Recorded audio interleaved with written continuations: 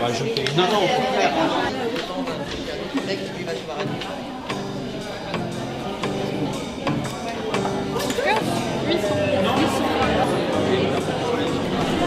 Mesdames, Messieurs, je me réjouis énormément de vous voir ici ce soir au nom de Jean-Charles Froment, le directeur de Sciences Po Grenoble, et moi-même, et de vous accueillir pour la conférence Les enjeux. Ce titre est très long. Les enjeux du traitement des faits religieux, de la laïcité au regard des phénomènes de radicalisation et de leur prévention, qui vous amène tout d'abord à discuter de ce sujet et de revoir le projet qui a été mené entre la CAF, le CD 38, la métro et Sciences Po Grenoble, et ensuite de voir et d'entendre Joël Roman sur exactement ce sujet. Pour Sciences Po Grenoble, ce projet fait énormément sens, tout simplement parce que Sciences Po Grenoble est, comme vous savez, une grande école des sciences sociales dans laquelle on enseigne, mais aussi on fait la recherche sur des disciplines aussi différentes que le droit, la science politique, la sociologie, la gestion, l'économie et l'histoire. Et j'espère, ensemble avec Jean-Charles Froment, que l'endroit qu'on vous offre et qu'on vous propose ici vous est utile pour trouver des solutions concrètes, au moins des pistes de solutions concrètes à cet enjeu qui est absolument central. La radicalisation est un enjeu qui ne touche pas seulement la question locale ou des quartiers des villes, mais c'est une question qui intéresse l'ensemble des décideurs du monde entier. C'est devenu un sujet qui est qui est aussi en plus lié à la question de l'identité, qui pendant très très longtemps, comme vous le savez, a été l'apanage de l'extrême droite et qui est devenue une question centrale dans n'importe quel débat en lien avec la structuration sociale ou la structuration économique, tout simplement. Certains, en particulier des politistes américains, et parmi ceux-là, Francis Fukuyama défend l'idée aujourd'hui d'une identité qui unit. Mais face à la radicalisation, la question de l'identité qui unit n'est pas tout à fait claire. Donc j'espère beaucoup que les débats que vous allez voir dans ce contexte-là vous permettront de répondre à la question de savoir de quelle identité parle-t-on. S'agit-il d'identités multiples qui peuvent s'unir, ou est-ce qu'il s'agit d'identités qui en fait ne cherchent que à avoir un cadre contraignant qui peut mener entre autres à des radicalisations. Donc ce sujet pour nous est vraiment très très important, pour Sciences Po Grenoble est très important, et je suis ravie de vous accueillir ce soir pour débattre de ces questions, et je vous souhaite d'excellentes discussions. Merci beaucoup. Merci.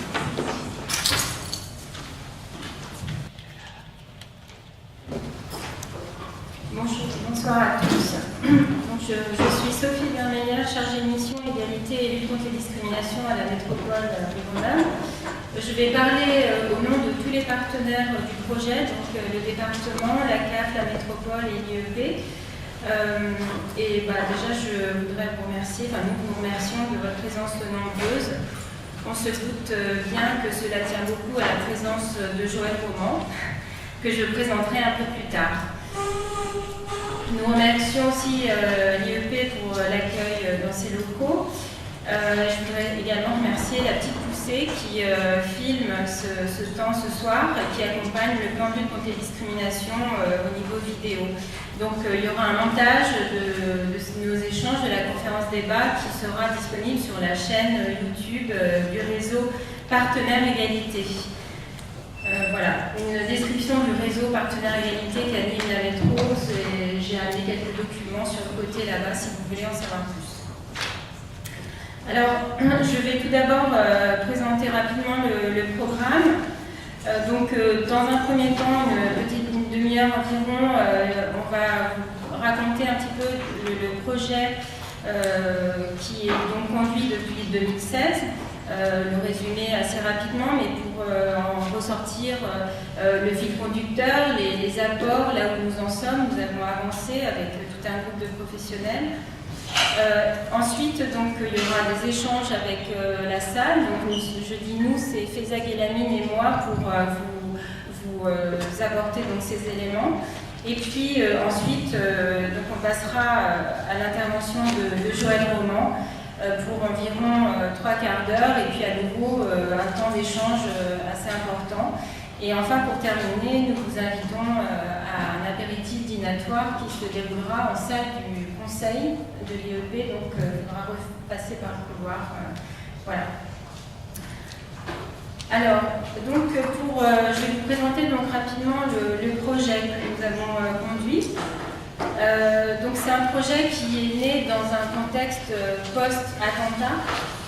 Donc, les acteurs politiques de la vie, cohésion sociale, qui se croisent assez souvent, dans le cadre notamment du contrat de ville, se sont interrogés comment on est arrivé là, qu'avons-nous raté, avec une inquiétude, et on pressentait que c'était vraiment un contexte nouveau qui allait peser pour longtemps sur les politiques publiques et surtout sur les citoyens les plus concernés, pas forcément par les attentats, mais puisque ça c'est vraiment complètement aléatoire, mais par les conséquences quotidiennes de ce contexte. Alors le projet a été financé par la CAF, le Conseil départemental et la métro. Donc les objectifs que nous avons posés dès le départ, c'était d'élargir la réflexion sur les fractures sociales et politiques qui sont apparues à cette occasion, pour proposer des pistes d'action pour diverses politiques publiques, la politique de la vie, mais pas seulement, l'insertion, les politiques sociales en général, etc., afin de construire une culture commune qui soit favorable à l'inclusion. Donc ça, c'est ce que nous avions écrit dans la présentation du projet. On voulait nourrir la réflexion par des témoignages, des analyses qui interpellent les politiques publiques. La force du projet, c'était donc cette approche multiple par les divers partenaires. Et on observait déjà une tendance à traiter de ces questions sociales complexes sous un angle unique, souvent religieux, et sur une thématique donc largement traitée dans la presse, mais sous un angle que l'on trouvait assez simplificateur. Donc l'idée du projet, c'était de faire un pas de côté, voilà, élargir la réflexion, faire un pas de côté, on a souvent employé cette expression, pour mener un travail de fond qui vise à être porteur de sens, de compréhension de ce qui se passe, mais aussi en aboutissant à des actions concrètes. Alors chaque partenaire avait dit aussi, bien sûr, chacun a ses spécificités.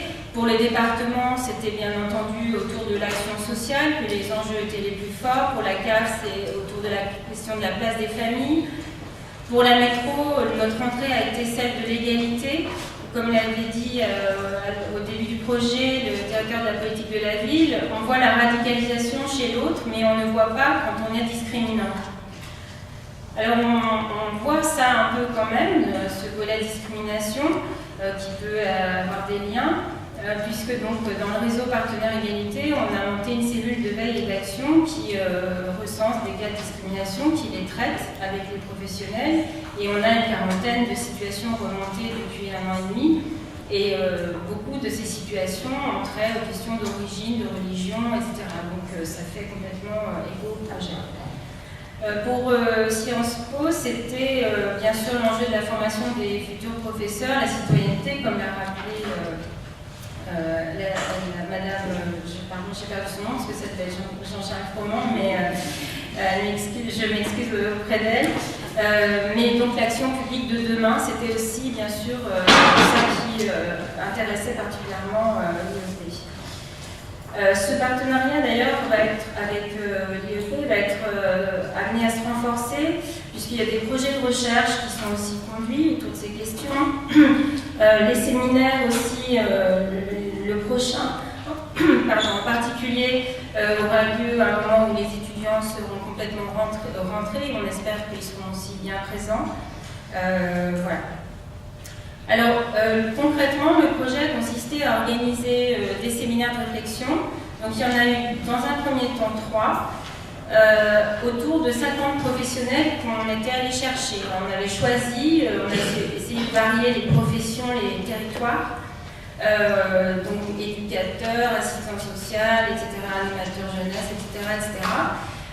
Et puis, donc, on a conduit 3 séminaires, à chaque fois avec une intervention, un témoignage ou bien une intervention de sociologue ou autre, et à chaque fois des ateliers de travail. On a toujours écrit des comptes rendus, on a accumulé pas mal de matière qu'on tâchera bien sûr de valoriser. Ensuite, il y a eu un petit temps d'arrêt du projet, puisqu'on est arrivé au bout d'un premier temps, on a réfléchi et on s'est dit qu'il fallait recommencer. Mais là, on a souhaité être accompagné par une spécialiste du travail social et donc on a sollicité Faiza Guelamine, que je remercie aussi au nom des partenaires d'accompagner ce projet. Et donc, l'idée là, c'est de passer à une phase plus opérationnelle. Alors, vous me direz pourquoi beaucoup de conférences encore? Eh bien, parce qu'on a quand même encore des choses à partager au niveau de la compréhension des phénomènes qui se passent. Tout au long des séminaires, on a vu qu'il y avait des zones de conflit, mais c'est évidemment positif parce que ça permet d'exprimer des choses. On n'était pas toujours d'accord et du coup, on a encore besoin de s'alimenter aussi pour comprendre ce qui se passe. Et un des fils conducteurs, une question qui a été présente tout au long des séminaires, c'était la question des faits religieux, parce que maintenant on les a pu appeler comme ça, la question de la religion, de la laïcité, etc., a été en filigrane de tous les séminaires, de même que la question aussi du ressentiment, des discriminations, de l'exclusion, etc.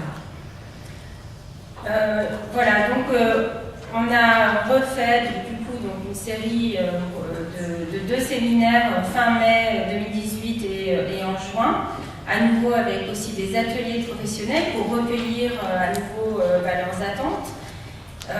Et donc on arrive à un point aujourd'hui où il nous semble que les attentes sont relativement consensuelles, donc je les présenterai après l'intervention de Faiza Guelamine qui va parler de ces 2 derniers séminaires.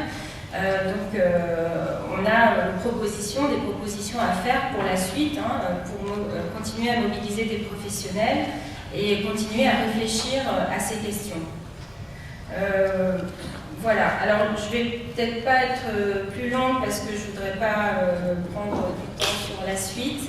Il y aurait bien sûr beaucoup de choses à dire sur les contenus, mais ça on va le valoriser dans les comptes rendus des séminaires, parce qu'on a eu, juste pour les citer, et parce qu'il y aura les conférences, les montages vidéo sur la chaîne YouTube du réseau. On a eu donc le témoignage de Morad Benchelali qui a écrit Voyage en enfer. On avait eu aussi une intervention de Marwan Mohamed, sociologue, à partir de son travail auprès des jeunes. Une intervention de Louisa Kies, sociologue aussi, qui a travaillé auprès de personnes emprisonnées pour des faits de radicalisation. Et puis, donc dernièrement, Faiza Guelamine le 28 mai. Et le 22 juin, on a eu une intervention autour, on avait demandé à Nadia Amadash, qui est consultante, d'intervenir à partir du point de vue des libertés fondamentales et de tout ce que le défenseur des droits ou la Commission nationale consultative des droits de l'homme a écrit aussi sur ce sujet. Et donc, ça a suscité un petit peu de débat, pas forcément dans le séminaire, mais après aussi. Du coup, on valorisera aussi ce travail, mais en faisant peut-être aussi, parallèlement aux vidéos, une espèce de fiche-outil pour rappeler tout ce qui a été dit à ce moment-là, parce qu'il y a des choses assez précises sur les fichiers, l'usage des fichiers, etc. Et je pense qu'il y a des besoins là-dessus, notamment pour les élus. Et donc, on fera ce travail. Voilà, on avait eu aussi le 22 juin des interventions du CODAS, de la PJJ, de la Régie de quartier et du département. Voilà, je ne serai pas plus longue et je passe donc la parole à Faisal Elami qui va insister sur les 2 derniers séminaires et sur aussi son analyse de tout ce qui se passe ici.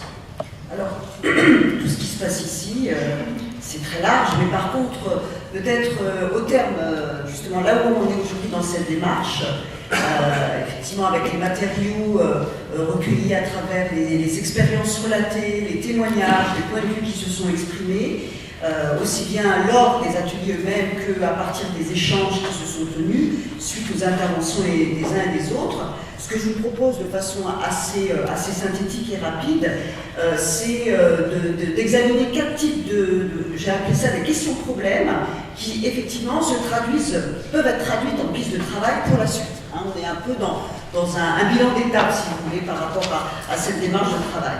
Alors, la première de ces 4 types de questions-problèmes, avant de rendre compte de cette première piste, je voudrais quand même souligner qu'effectivement, même s'il y a eu des points de discussion, de débat, de désaccord, il y a au terme d'un recueil de données et de son analyse, possibilité de faire émerger des points de convergence. Et ces points de convergence, ils se nourrissent de la diversité des points de vue et de la diversité des expériences professionnelles et des représentations en termes d'institutions engagées dans la démarche de travail. Et ces points de convergence, ils aboutissent effectivement à la définition d'objectifs de travail partagés car malgré, vous l'avez rappelé les uns et les autres, l'hétérogénéité des professionnels et des institutions qui se sont impliquées dans ces démarches, eh bien, il y a un certain nombre de préoccupations qui réunissent, j'ai envie de dire, tout le monde. Alors, ces préoccupations quelles sont ces préoccupations? Alors, d'une part, la question de la prévention de la radicalisation et le travail de réflexion nécessaire à la mise en œuvre des actions qui s'en réclament. On ne va pas agir uniquement sous le coup d'émotions légitimes que ces situations provoquent, mais également se poser et réfléchir à, effectivement, comme tu l'as dit Sophie, qu'est-ce qu'on fait, et pour ça réfléchir à un certain nombre d'aspects liés à ces processus. Deuxième préoccupation, la manière dont ces questions s'articulent avec celle de la légalité et de la lutte contre les discriminations, tu l'as rappelé. Plus largement, des préoccupations liées effectivement à ce qu'on pourrait appeler la gestion des faits religieux dans l'espace public et singulièrement au sein des différents contextes représentés par les personnes impliquées dans cette démarche de travail. On a eu des exemples liés à ce qui se joue au sein de l'éducation nationale, et toutes ces questions, ce qui se joue au sein des collectivités territoriales. On a eu beaucoup de témoignages de cette nature. Et aussi, tu l'as rappelé aussi, la question de ce qu'on appelle le vivre ensemble, qui peut être traduite par le comment vivre ensemble dans une perspective qui vise à réduire la fragmentation des groupes, la non-communication, les questions autour de ce qu'on appelle l'inclusion et son versant négatif, si je puis dire, l'exclusion. Alors, ces préoccupations, elles sont communes, mais elles sont larges aussi. Donc si on s'empare de la richesse des exposés présentés à travers les séminaires et les ateliers, moi j'ai dégagé effectivement 4 pistes de travail. La première peut nous amener à penser qu'il est sans doute urgent et nécessaire d'être attentif à la pluralité des situations, qui viennent dire à quel point l'expérience d'une religiosité, l'expression d'une religiosité, de références culturelles, doit être mis en perspective au regard de trois axes. D'abord, au regard des personnes elles-mêmes, de leur parcours, de leur trajectoire. Je pense aux professionnels qui accompagnent le public nous ont livré un certain nombre de témoignages dans ce sens-là. Le deuxième item, c'est qu'il est question aussi de prendre en compte les situations sociales dans leur globalité, à la fois d'un point de vue collectif ou individuel, dans lequel sont placés des jeunes, des moins jeunes, qui expriment quelque chose de l'ordre de références culturelles, religieuses ou sociopolitiques, parce qu'on peut débattre autour de ces situations-là aussi, de ces articulations-là. Et enfin, ce que j'ai trouvé aussi très intéressant, c'est la question du sens. La question du sens de cette religiosité qui s'exprime dans ces contextes. va prendre forcément, j'ai envie de dire, dans un premier temps, pour argent comptant, si je puis dire, ce qu'il en est d'une croyance et d'une pratique exprimée. Il faut aller au-delà. La deuxième piste de travail tend à faire apparaître la nécessité de traiter les problèmes qui se posent en s'appuyant sur des catégories d'intervention déjà éprouvées. Qu'il s'agisse de l'éducation nationale, qu'il s'agisse de ce qu'on fait dans le cadre de l'action sociale, dans le cadre de l'animation. Mais évidemment, ces interventions, elles sont peut-être à adapter, elles sont peut-être à renouveler, le cas échéant. Qu'il s'agisse, je le répète, des pratiques éducatives et d'animation, des modes d'action collective et participative. Il a été question d'exemples où les habitants étaient partie prenante des débats et des actions qui étaient proposées. D'actions préventives. Un de nos participants à ces séminaires a fait état de ce qu'il appelle la prévention primaire, bien en amont des processus qui pourraient être définis comme des processus de radicalisation, sur quoi on travaille quand on est sur ces questions-là. Les mises en réseau, les partenariats, et évidemment tout cela dans une inscription territoriale, puisque bien évidemment, avant que ces questions se posent, les partenariats et les actions concrètes mises en œuvre de façon collective existaient déjà. Donc toutes ces compétences collectives, partagées, éprouvées, rappelées les participants, ne doivent pas être abandonnées sous prétexte qu'une problématique nouvelle, difficile d'ailleurs à circonscrire, émerge. J'ai évoqué dans une de mes interventions, pour ceux qui connaissent, le concept de panique morale, comme si une sorte d'urgence sociale nous faisait oublier tout ce qu'on fait déjà, tout ce qu'on a déjà mis en œuvre, bien évidemment sans nier pour autant la singularité, la gravité que des processus particuliers peuvent engendrer, comme forme de comportement, notamment violent, et ou questionnant la cohésion sociale sur le territoire. Troisième piste de travail nous amène à postuler que la gestion des faits religieux nécessite de dépasser la seule religiosité affichée et ou supposée pour inscrire la compréhension de certaines conduites observées dans un champ de référence plus large. Alors, champ de référence qui permet de contextualiser ces pratiques pour leur donner un sens, mais un sens qui n'est pas simplement religieux, puisque le religieux peut s'appréhender comme une donnée anthropologique qui va être activée dans un registre où le politique, l'économique, le social, l'histoire, le culturel ont leur mot à dire. Ce que je veux dire par là, c'est que parmi les témoignages recueillis, je pense notamment à Baïja Ferhat qui nous disait que dans le cadre du travail et des rencontres qu'elle organise au sein d'un régime quartier de Villeneuve, village olympique, j'ai bien dit, voilà. Il était question par exemple de l'éthicisation des tâches dans le monde du travail. Finalement, la question du voile porté par une femme quand elle est femme de ménage, quand elle est éducatrice, ça ne pose pas les questions de la même manière. Je pense aussi, sur ce registre, à la question de la reconnaissance. Vous savez que c'est récurrent, ces questions de reconnaissance, que les personnes semblent éventuellement manifester à travers des formes de religiosité. Bien évidemment, le lien entre l'histoire coloniale et le traitement aujourd'hui de l'islam dans la société française, pour aller vite. Les questions aussi autour de la stratification sociale dans les quartiers, ces regroupements, ces craintes, ces questions autour de ce qui serait de l'ordre des communautés qui se regrouperaient et qui s'excluiraient les unes et les autres. Comme si finalement la religiosité des uns ou des autres, les formes dans lesquelles elle se donne à voir, viennent dire quelque chose de, pour reprendre un terme, et puis plus qu'un terme, pour reprendre une problématique énoncée par Robert Castel, viennent dire quelque chose de la question sociale contemporaine.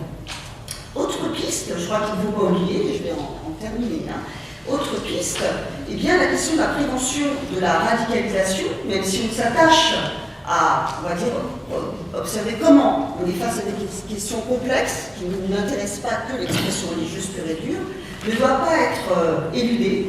Et je pense par exemple au témoignage de Farid Saïdan du collectif Controverse qui rendait compte du travail qu'il faisait avec des personnes sur ces questions, en particulier des jeunes, et qui nous expliquait que finalement la question de la radicalisation ne l'abordait pas de façon frontale, pour justement éviter de cristalliser, de crisper, éventuellement d'amalgamer des personnes avec des croyances, de telle manière qu'on finisse par réduire les personnes et ces croyances au passage, mais plutôt en travaillant autour de problèmes périphériques qui interpellent ces jeunes, pourtant dans une visée préventive par rapport à des comportements qui, bien évidemment, peuvent inquiéter les uns et les autres à juste titre.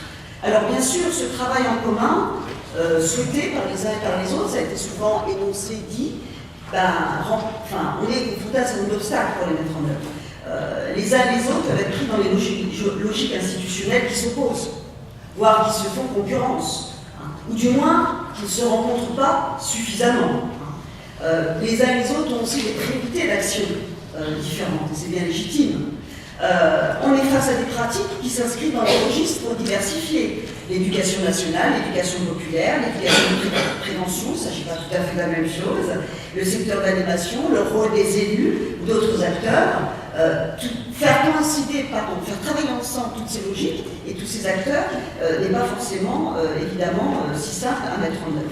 Du coup, et j'en terminerai là, ce qui émerge visiblement au terme de nos échanges les uns et les autres de ce travail, c'est la nécessité de cadres communs.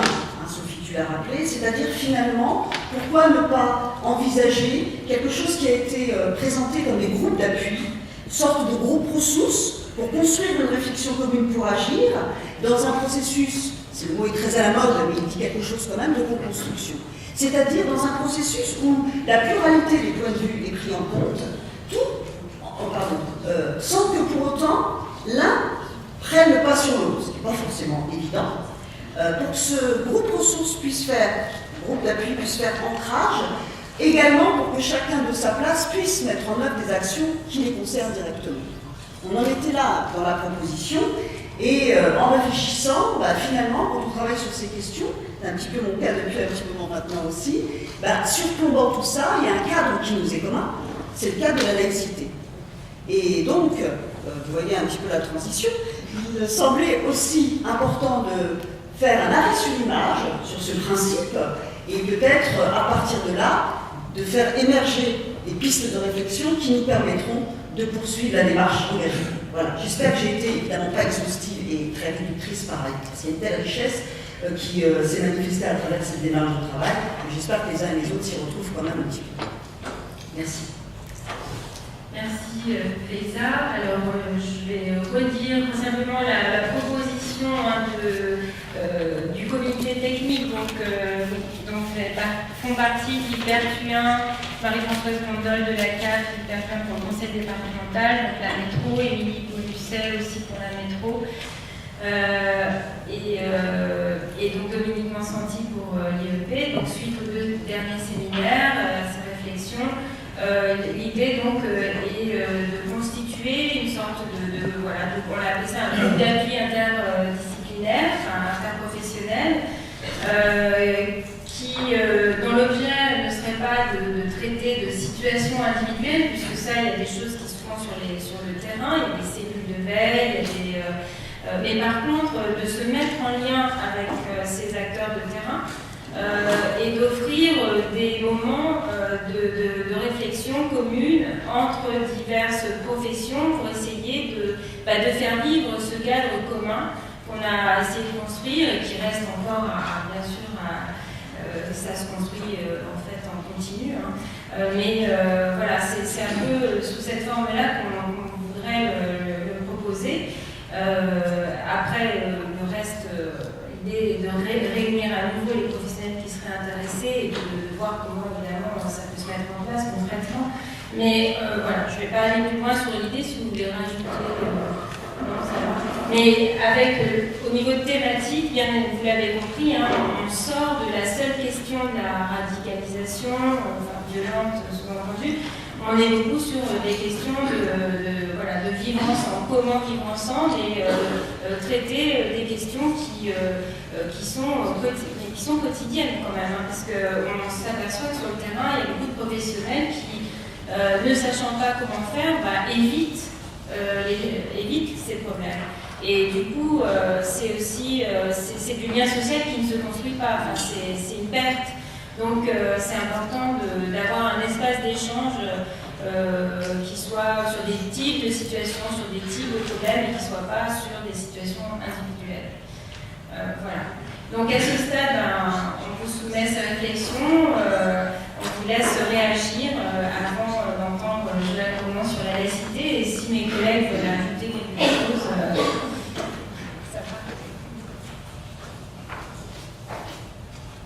Donc la parole est à la salle.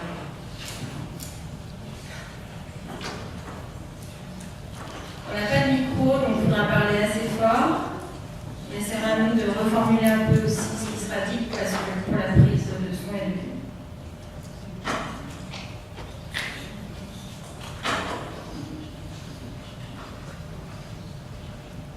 Est-ce que les personnes qui ont participé à un moment ou à un autre à cette démarche souhaitent effectivement éventuellement compléter ce qui a été dit, se retrouvent dans la restitution qu'on a faite, des choses à rajouter ou... Je reconnais quelques visages, bien sûr, et non.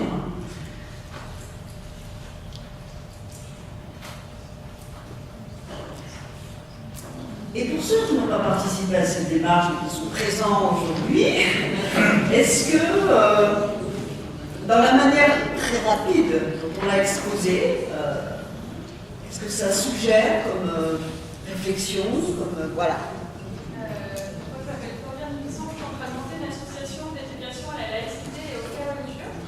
Je travaille avec l'association Enquête qui a fait des outils ludiques pour les 8-12 ans depuis 2010.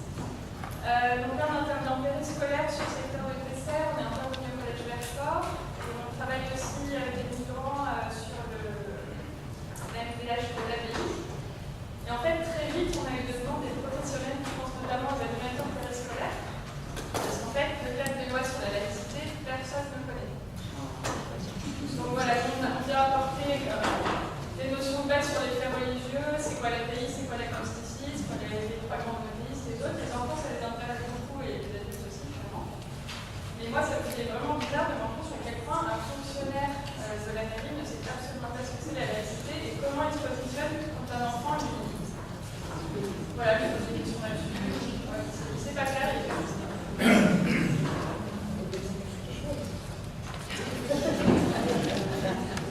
Juste si je peux me permettre, c'est toujours intéressant, je suis Annick Bouzba, directrice de la MJC Robert Desnos, c'est toujours intéressant d'entendre qu'il y a des besoins, etc. Mais sur par exemple l'exemple concret que vous venez de donner, là-dessus, clairement depuis 2015, il y a 3 ministères ensemble qui ont lancé des formations pour les animateurs professionnels, pour les cadres, pour les enseignants, qui sont gratuites, qui durent 12 heures ou voire 18 heures, sur lesquelles on nous apporte ministère de la cohésion sociale, ministère de l'Intérieur, ministère de l'Éducation nationale, qui apportent des contenus très précis sur ce que dit la loi et pas ce que pensent les philosophes, les essayistes, les politologues autour de la laïcité. Ce que dit la loi en termes de laïcité, il y a un moment aussi où on ne peut pas attendre que tout tombe du ciel, où il faut regarder où sont proposés les contenus, qui propose les formations, comment elles sont menées. On ne peut pas dire qu'il n'y a rien qui existe. Il y a beaucoup de choses qui existent, et notamment pour les animateurs, il y a plein de formations qui existent. Je rappelle qu'aujourd'hui, dans toutes les formations proposées par Jeunesse et Sport, il y a l'obligation d'inclure cette thématique dans les formations. Donc il faut entendre ça et pas penser que les gens sont lâchés sur des choses où ils n'ont pas de compétences. S'il n'y a pas de compétences, c'est qu'il y a un manque de formation, c'est pas qu'il y a un manque de moyens. Il y a tous les outils qui existent, peut-être qu'à un moment donné, il faut se poser la question de la formation et de comment on laisse partir les gens en formation pour qu'ils aient les compétences. J'ajouterais que localement, le réseau Partenaires Égalité propose aussi des formations qui s'intitulent Égalité, Discrimination, Laïcité et qui ont formé à peu près 250 personnes depuis 2 ans. Vous avez parlé plusieurs fois des professionnels qui sont intervenus et qui ont travaillé avec vous. J'aimerais bien savoir qui sont ces professionnels. Ils existent. Qui sont-ils? Alors, je n'ai pas la liste là sous la main. Donc, dans les 3 premiers séminaires, il y avait des professionnels, je dirais, de au moins 8 ou 10 communes, sur des champs qui allaient de la prévention de la délinquance à la prévention spécialisée, l'éducation, des assistantes sociales, des agents de développement politique de la ville, des responsables de structures aussi, socio-éducatives. Voilà. Après, on peut vous fournir la liste, bien sûr, de ces. On pourra la mettre annexée au document qu'on valorisera effectivement. Donc ça, c'est le premier groupe qui a suivi 3 séminaires. Et puis, il y a, le groupe s'est un peu renouvelé sur les 2 derniers séminaires. Mais voilà, c'est à peu près, on a une diversité de professions, de territoires autant que possible, hein, mais on sait bien que pour des petites communes, c'est plus difficile de mobiliser aussi des professionnels. Mais voilà, on essaye d'ouvrir le plus largement possible. Hein. Moi j'ai une question, j'entends beaucoup parler de réseaux professionnels, je pense que c'est très important, mais je n'ai pas vraiment entendu parler du lien avec le public cible. Est-ce que vous travaillez aussi avec les gens qui ont été radicalisés? Il y en a qui se présentent comme mentis, alors je sais que ce terme est très débattu, mais c'est quand même des sources d'informations qui sont intéressantes. Il y a des familles qui se regroupent et qui essayent de faire porter leur voix. Est-ce que vous avez travaillé aussi avec ces gens-là? Et deuxième aspect de la question, c'est une problématique qui se développe, comme on le disait en introduction, partout en Europe, même probablement dans beaucoup d'autres pays. Et alors moi, je connais un peu plus l'angle européen, et il y a des projets qui sont développés à beaucoup d'échelle. L'Union européenne a financé beaucoup de choses. Est-ce que vous avez des possibilités d'échanger avec ces projets-là? Parce que c'est vrai que si chacun travaille dans son coin, c'est intéressant d'avoir un angle de vue local, puisqu'il y a des spécificités qui sont intéressantes, mais il y a sans doute des choses à apprendre d'autres pratiques. Est-ce que vous avez eu l'occasion de faire ça? Je vais répondre sur la question des familles, si on a intégré dans le réseau des familles. Je veux dire que ce n'était pas l'objectif du projet. Le projet conduit là, c'était plus de travailler avec des réseaux de professionnels. Après, il existe des choses en parallèle pour accompagner des familles ou des jeunes qui vivent des questions de radicalisation, qui sont dans un champ autre et qui est porté beaucoup plus par les services de l'État et avec des conventions particulières sur des services qui accompagnent ces familles-là. Ça n'est pas l'objet du suivi et du travail qui se mène dans ce groupe. Par contre, l'hypothèse qui est faite dans ce travail de réseau, c'est qu'en travaillant avec des professionnels qui sont en contact direct des familles, des jeunes, des quartiers, et bien c'est aussi soutenir un accompagnement et une approche d'un travail collectif sur des quartiers. Donc on peut se dire qu'on vise à toucher les familles. Et il faut aussi situer ce projet dans le cadre de la prévention. Donc on n'est pas directement concerné, je veux dire, pour travailler sur des familles qui vivent la radicalisation. Le problème est un peu différent, la prise en charge est aussi différente, et avec des spécialistes peut-être un peu autres aussi. Voilà ce que je veux dire. Après, sur le lien avec d'autres projets, je pense qu'on est tous attentifs à des projets qui peuvent se vivre ailleurs. Dire qu'on a été en réseau avec des projets existants au niveau européen, à ma connaissance, non. Mais peut-être que Sophie, toi, tu l'as pu le faire. Voilà, après, c'est pas fermé. Ça peut forcément être enrichissant. Disons que sur les projets européens, il y avait un acteur dans le groupe de travail qui était très en lien avec des projets européens. Donc on avait, grâce à lui, Farid Saïdan, des informations là-dessus. Puis aussi, au travers du CERDAP, au début, qui est un laboratoire attaché à l'IEP, avec qui on a travaillé au début, et qui était aussi sur un projet européen. Donc finalement, on n'a pas poursuivi parce que c'était pas tout à fait non plus le même objet, mais le fait d'être lié aussi, que l'IEP soit partenaire du projet, va nous permettre aussi de continuer à développer ce lien et vers le projet, quoi.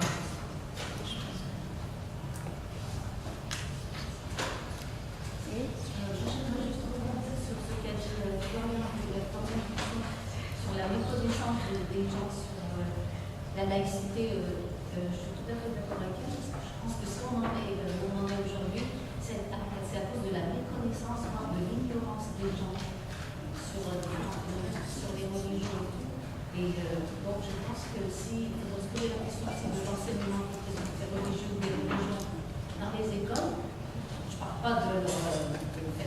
éduquer aux enfants des religions, mais qu'ils aient des connaissances sur les religions, ça permettrait peut-être que les gens comprennent mieux les religions et que ce soit pas dans une situation de refus ou de peur vis-à-vis des différentes personnes. Je pense que sur la méconnaissance ou l'interprétation, les diverses interprétations de la laïcité, Joël Roman va nous apporter beaucoup de choses, donc on verra ça. La méconnaissance, elle peut être liée à plein de choses. Oui, juste sur cette question, moi je suis sur une position végane. Je pense que la laïcité c'est un concept, c'est des notions, c'est des choses qui... voilà, tout le monde écrit, je sais pas, monsieur Roman nous racontera peut-être il y a combien de laïcité en débat actuellement, des qualificatifs.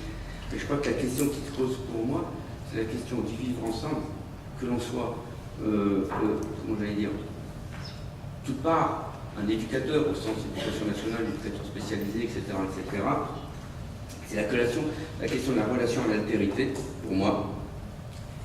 Et est-ce que quelqu'un peut me dire, c'est quoi incarner une posture professionnelle laïque? C'est l'incarnation, la traduction du concept de la notion de laïcité dans la relation professionnelle qui est intéressante. Et d'une certaine manière aussi, pour délirer un petit peu, est-ce que la relation éducative ou la relation d'aide ou la relation d'accompagnement est privée ou publique? C'est-à-dire, on est pris dans nos héritages sociaux, culturels, etc., etc. Et puis, une petite boutade pour M. Roman. Je crois que l'enjeu aussi, peut-être au-delà de la recherche des symptômes, qui est la religiosité ou la radicalisation, eh bien, M. Roman, comment on réécrit son roman national dans un contexte mondial de mutation?